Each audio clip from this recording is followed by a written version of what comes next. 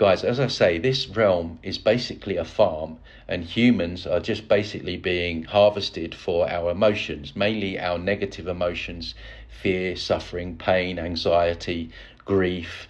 And it's not like you can bend this place into a pretzel or change it. It's set up this way. We have constant wars, famines. We're kept in this 9 to 5 scarcity loop, right? So we're constantly chasing our tail. And even if things are going well in your own personal life, you're always looking over your shoulder. Is something, someone going to get ill?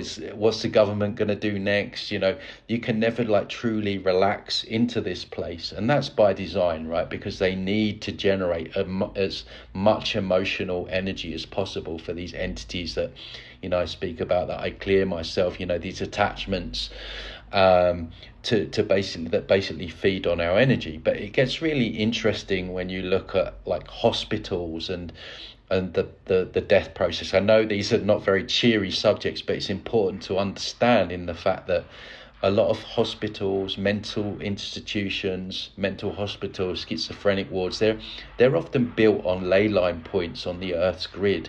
They are basically harvesting centers for the matrix, right? When you think about when people get sick and they go through the death process, that's the ultimate kind of energy, Loosh energy. It's like caviar for these beings. It's the ultimate energy source. So these places are basically harvesting centers, and this is why there are so many accounts of people seeing ghosts and entities. And you go to these abandoned buildings, there's always very dark energy, very dense energy.